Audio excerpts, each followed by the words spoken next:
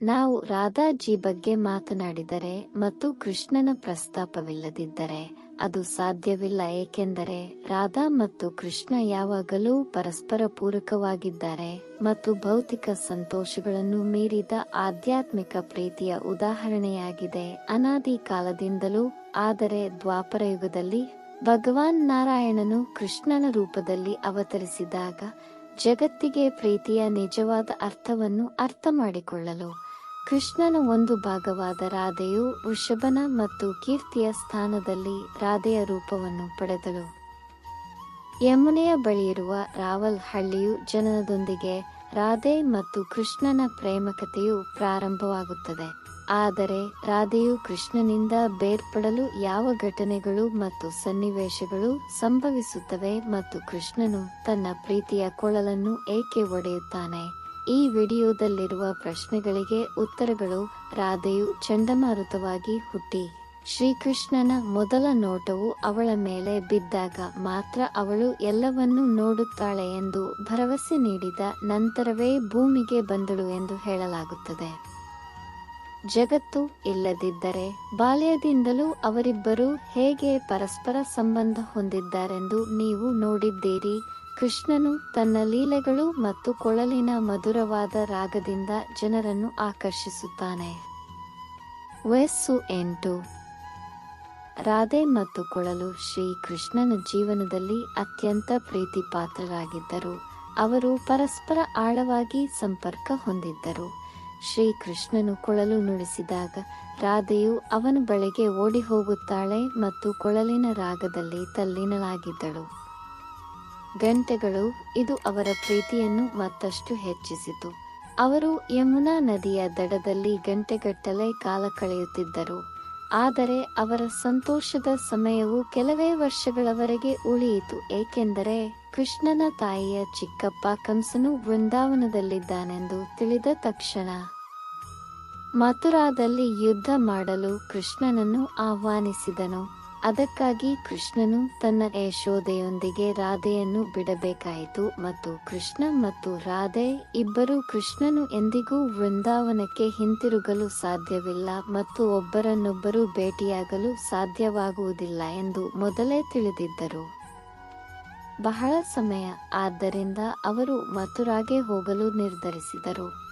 ರಾಧಾ ಕೃಷ್ಣನಿಂದ 2 ಭರವಸೆಗಳನ್ನು ಪಡೆದರು.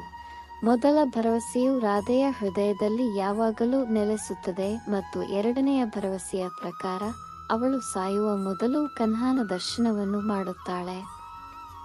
ಆದರೆ ಈ ಭರವಸೆಗಳನ್ನು ನೀಡಿದ ನಂತರ ರಾಧೆಯು ತನ್ನ ಹೃದಯದಲ್ಲಿ ಉಳಿಯುತ್ತಾಳೆ ಎಂದು ಶ್ರೀಕೃಷ್ಣನಿಗೆ ತಿಳಿದಿತ್ತು. ಆಗ ರಾಧೆಯು ಯಾವಾಗಲೂ ಸಂತೋಷವಾಗಿರಬೇಕು. ರಾಧೆಯು ರಾಧೆಯಿಂದ ಮಾಡಬೇಕಾಗಿಲ್ಲ. ಈ ವಾಗ್ದಾನವನ್ನು ಸ್ವೀಕರಿಸಿದ ನಂತರ ಶ್ರೀಕೃಷ್ಣನು ಮಥುರಾ ಕಡೆಗೆ ಹೋಗುತ್ತಾನೆ ಮತ್ತು ರಾಧೆಯು ವೃಂದಾವನಕ್ಕೆ ಹೋಗುತ್ತಾನೆ. ನಂತರ ಕೃಷ್ಣನು ಮಥುರಾಗೆ ಹೋಗಿ ಕಂಸನನ್ನು ಕೊಂದು ಅವನ ಹೆತ್ತವರು ವಾಸುದೇವನನ್ನು ಮುಕ್ತಗೊಳಿಸಿದನು. ಜನರನ್ನು ರಕ್ಷಿಸಲು ದ್ವಾರಕಾಗೆ ಹೋದರು.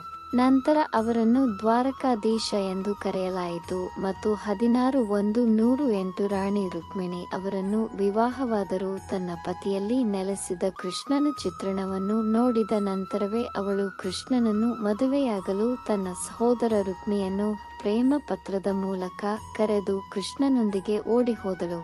ನಂತರ ಅವಳು ಕೃಷ್ಣನೊಂದಿಗೆ ಸುಖಪೂರ್ವಕದಲ್ಲಿ ತನ್ನ ಜೀವನವನ್ನು ನಡೆಸಿದಳು. ದ್ವಾರಕಾ ನಗರಿ ಕಿಯಾ ಮತ್ತು ಕೃಷ್ಣ ಕೂಡ ತಮ್ಮ ದೈವಿಕ ಚಟುವಟಿಕೆಗಳಲ್ಲಿ ಮುಳುಗಿದ್ದಾರೆ ಮತ್ತು ಉತ್ತಮ ಪ್ರೀತಿಯ ಮಾಧ್ಯಮವೆಂದು ಪರಿಗಣಿಸಲಾಗಿದೆ. ಆದರೆ ರಾಧಾ ಮತ್ತು ಕೃಷ್ಣ ಅವರು ಎಂದಿಗೂ ಮದುವೆಯಾಗದ ಆದರೆ ತಮ್ಮ ಮನಸ್ಸಿನಿಂದ ಮತ್ತು ಹೃದಯದಿಂದ ಪರಸ್ಪರ ಪ್ರೀತಿಸಿದ ಉದಾಹರಣೆಯಾಗಿದೆ. ಅದೇ ನಿಜವಾದ ಪ್ರೀತಿ. ರಾಧೆ ಮತ್ತು ಕೃಷ್ಣನ ಪ್ರೀತಿಯ ಬಗ್ಗೆ ಅನೇಕ ವಿಭಿನ್ನ ಕಥೆಗಳಿವೆ. ಅವರು ಯಾವಾಗಲೂ ಪರಸ್ಪರ ಸಂಬಂಧ ಹೊಂದಿದ್ದರು ಮತ್ತು ಅವರಲ್ಲಿ ಜನಪ್ರಿಯವಾದ ಕಥೆಗಳಲ್ಲಿ ಒಂದಾಗಿದೆ. ಕೆಲವೊಮ್ಮೆ ಶ್ರೀಕೃಷ್ಣನು ಮಲಗಿರುವಾಗ ರಾಧೆ ಶ್ರೀ ರಾಧೆ ಬೋಲ್ ಅನ್ನು ಪಠಿಸುತ್ತಿದ್ದನು.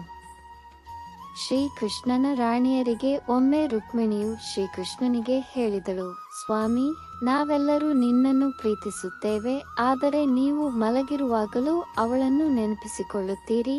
ಆಗ ಕೃಷ್ಣ ಹೇಳಿದನು, ದಯವಿಟ್ಟು ರಾಧೆಯನ್ನು ಒಮ್ಮೆ ಭೇಟಿ ಮಾಡಿ. ನೀವು ತಿಳಿದುಕೊಂಡು ಅವಳೊಂದಿಗೆ ಹೋಗುತ್ತೀರಿ. ಅದರ ನಂತರ ರುಕ್ಮಿಣಿ ರಾಧಾಜಿಗಾಗಿ ತುಂಬಾ ಬಿಸಿಯಾದ ಹಾಲನ್ನು ತೆಗೆದುಕೊಂಡು ರಾಧೆಯ ಅರಮನೆಯ ಬಾಗಿಲನ್ನು ತಲುಪುತ್ತಾಳೆ. ಅಲ್ಲಿ ಅವಳು ಚೂಪಾದ ಮತ್ತು ಪ್ರಕಾಶಮಾನವಾದ ಮಹಿಳೆಯನ್ನು ನೋಡುತ್ತಾಳೆ.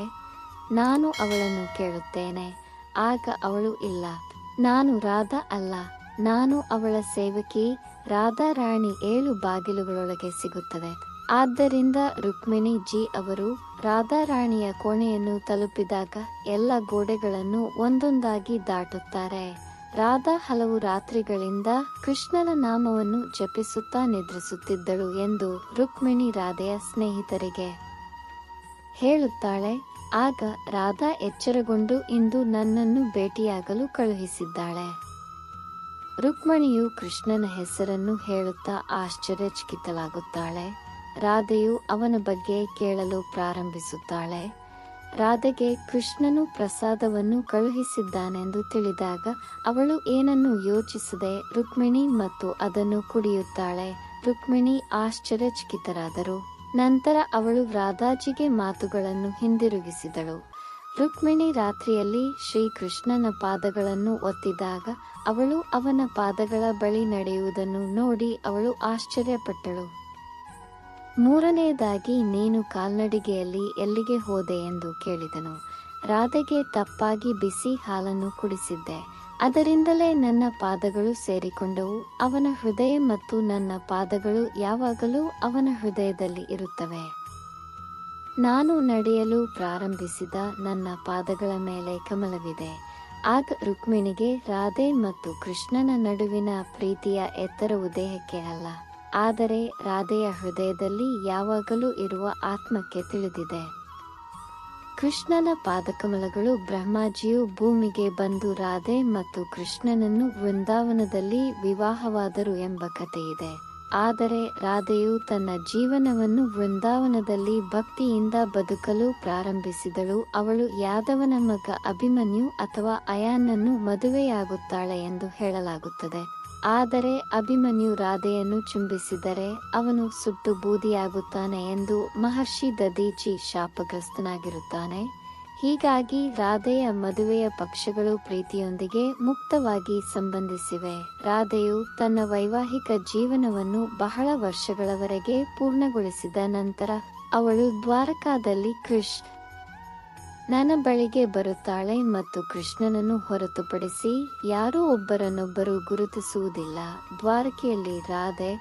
ನಂತರ ರಾಧೆಯು ಕೃಷ್ಣನ ಅರಮನೆಯಲ್ಲಿ ವಾಸಿಸಲು ಪ್ರಾರಂಭಿಸಿದನು ಮತ್ತು ಕೃಷ್ಣನು ಅವಳನ್ನು ಅರಮನೆಯಲ್ಲಿ ದೇವಿಕಾಳಾಗಿ ನೇಮಿಸಿದನು. ಆದ್ದರಿಂದ ರಾಧೆಯು ಅರಮನೆಯಲ್ಲಿ ಮತ್ತು ಕೃಷ್ಣನಿಗೆ ಸಮಯ ಸಿಕ್ಕಾಗಲೆಲ್ಲ ತನ್ನ ಹಳೆಯದನ್ನು ನೆನಪಿಸಿಕೊಳ್ಳುತ್ತಿದ್ದಳು. ರಾಧೆಯ ಪತಿಯು ಕೃಷ್ಣನ ಸಹವಾಸವೇ ಹಳತಿಲ್ಲದಿರುವುದರಿಂದ ತನ್ನ ಹೃದಯದಲ್ಲಿರುವ ಕೃಷ್ಣನ ಸುಂದರ ಚಿತ್ರಣವು ಕಳಂಕಿತವಾಗಬಹುದೆಂಬ ಭಯದಿಂದ ರಾಧೆಯ ಪತಿಯು ಸದ್ದಿಲ್ಲದೆ ರಾಜಭವನವನ್ನು ತೊರೆದಳು. ದ್ವಾರಕಾ ನಗರ. ಅದರ ನಂತರ ಹೀಗೆ ಸ್ವಲ್ಪ ಸಮಯ ಕಳೆದ ನಂತರ ರಾಧೆಯ ಕೊನೆಯ ಸಮಯ ಸಮೀಪಿಸಿದಾಗ ಅವನು ಕೃಷ್ಣನನ್ನು ನೆನಪಿಸಿಕೊಂಡನು ಮತ್ತು ಅವನಿಗೆ ರಾಧೆಯನ್ನು ನೆನಪಿಸಿಕೊಂಡ ತಕ್ಷಣ ಕೃಷ್ಣನು ಅಲ್ಲಿಗೆ ಓಡಿ ಬಂದನು. ರಾಧೆಯ ಸ್ಥಿತಿ ಹದಗೆಟ್ಟಿತು. ಅವನು ತುಂಬಾ ಭಾವುಕನಾದನು ಮತ್ತು ಅವನು ಕೊನೆಯ ಕ್ಷಣದಲ್ಲಿ ರಾಧಾಗೆ ಏನನ್ನಾದರೂ ಕೇಳಲು ಹೇಳಿದನು. ಅದರ ಮೇಲೆ ರಾಧಾ ಅವನಿಗೆ ಒಂದೇ ಒಂದು ಆಸೆಯನ್ನು ವ್ಯಕ್ತಪಡಿಸಿದಳು. ತನ್ನ ಜೀವನದ ಕೊನೆಯ ಹಂತದಲ್ಲಿ ಅವಳು ಅದೇ ರೂಪವನ್ನು ನೋಡಲು ಬಯಸುತ್ತಾಳೆ. ವೃಂದಾವನದಲ್ಲಿ ಕೃಷ್ಣನು ನೋಡುತ್ತಿದ್ದಳು ಮತ್ತು ಅವನು ಅಲ್ಲಿ ಕೊಳಲಿನ ಮಧುರವಾದ ರಾಗವನ್ನು ನುಡಿಸುವುದನ್ನು ಕೇಳಲು ಬಯಸುತ್ತಿದ್ದಳು. ರಾಧಾ ಹೇಳಬೇಕಾಗಿರುವುದು, ಕೃಷ್ಣನು ತನ್ನ ಕೊಳಲನ್ನು ಎತ್ತಿಕೊಂಡು ಅದೇ ಮಧುರವಾದ ರಾಗವನ್ನು ನುಡಿಸಲು ಪ್ರಾರಂಭಿಸಿದನು. ಕೊಳಲಿನ ಮಧುರವಾದ ರಾಗವನ್ನು ಕೇಳುತ್ತಿದ್ದ ಕೃಷ್ಣ ಮತ್ತು ರಾಧೆಯ ಕಣ್ಣುಗಳಿಂದ ಪ್ರೀತಿಯು ಹರಿಯುತ್ತಿತ್ತು. ಇದನ್ನು ಕೇಳಿದ ತಾಯಿ ರಾಧಾ ಅವನ ಮುಂದೆ ತನ್ನ ಪ್ರಾಣವನ್ನು ಅರ್ಪಿಸಿದಳು. ಕೃಷ್ಣನು ಅವಳ ಸಾವಿನಿಂದ ವಿಚಲಿತನಾದನು. ಅವನು ತನ್ನ ಪ್ರೀತಿಯ ಕೊಳಲನ್ನು ಒಡೆದು ಎಸೆದನು. ಆದ್ದರಿಂದ ರಾಧೆಯ ಸಾವಿನೊಂದಿಗೆ ಕೃಷ್ಣನು ಕೊಳಲು ಮತ್ತು ರಾಧೆಯ ನಡುವೆ ಅದ್ಭುತವಾದ ಸಂಬಂಧವನ್ನು ಹೊಂದಿದ್ದರಿಂದ ಅದನ್ನು ಶಾಶ್ವತವಾಗಿ ತೆಗೆದುಕೊಂಡನು. ರಾಧೆಯ ಸಾವಿಗೆ ಪಕ್ಷದವರು ಅವರ ಉಳಿದ ಜೀವನದಲ್ಲಿ ಕೊಳಲು ಅಥವಾ ಇನ್ನಾವುದೇ ಸಂಗೀತ ವಾದ್ಯವನ್ನು ಸಹ ಮುಟ್ಟಲಿಲ್ಲ. ಇದು ರಾಧಾ ಮತ್ತು ಕೃಷ್ಣನ ಪ್ರೇಮಕತೆಗಾಗಿ ಹೇಳಲಾಗುತ್ತದೆ. ದೇಹಿ ರಾಧಾ ಸಂಗ್ ಸ್ನೇಹಿ. ಅವರ ದೇಹವು ಕೇವಲ ವಿಭಿನ್ನವಾಗಿತ್ತು ಮತ್ತು ಆತ್ಮವು ಒಂದೇ ಆಗಿತ್ತು. ವಿಡಿಯೋವನ್ನು ಇಷ್ಟಪಟ್ಟರೆ ಇದನ್ನು ಲೈಕ್ ಮಾಡಿ ಮತ್ತು ಶೇರ್ ಮಾಡಿ. ಇಂತಹ ಹೆಚ್ಚಿನ ವಿಡಿಯೋಗಳಿಗಾಗಿ ನಮ್ಮ ಚಾನಲ್ಗೆ ಸಬ್ಸ್ಕ್ರೈಬ್ ಆಗಿ. ಮುಂದಿನ ವಿಡಿಯೋದಲ್ಲಿ ಭೇಟಿಯಾಗೋಣ. ಜೈ ಶ್ರೀ ಕೃಷ್ಣ.